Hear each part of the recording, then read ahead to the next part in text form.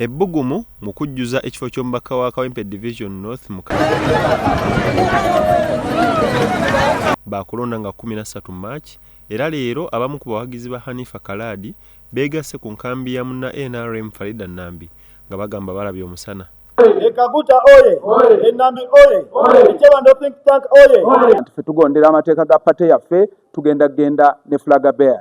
Tuwense ne bannayuganda bonna nti pate flaga bear wa NRM Honorable Nambi Farida Ajati omukyalo ono ye flaga bear gwe tugenda okuwagira. Ngenda kuza omwezi 13 mwenna mujje tulonde Farida Nambi atukiikirire atuweereze nsuubira ntujja kumweyagalira. Nambi Farida abaniriza n'abategeeza nti bagenda kukolera wamu.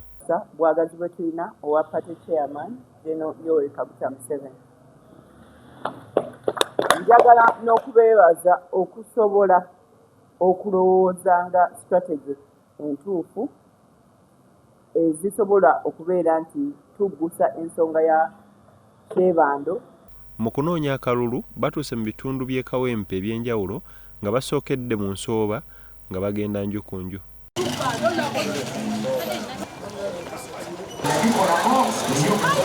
Bamuloopedde ebizibu ebibanyiga. Abalina ebibiina mwenna agenda kubanga bakola abavubuka mu ngeri n'olwekyo olw'okuba abaana tebasoma balonda scrap abantu abagende wa muzeyi President Museveni lwaki temutukubira mulanga ne mutukwata ku mukono. Ku Kaleerwe bamakanika beebazizza n'abasaba bamuyira akalulu neeyongerayo mu paaka y'oku Kaleerwe eya takisi.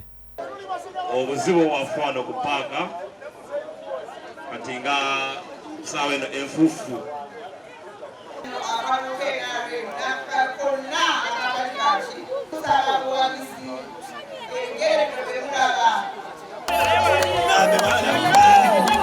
Abatuuze mu Katale zone e Bwayise bategeezezza Nambi nti amazzi gabayitamu.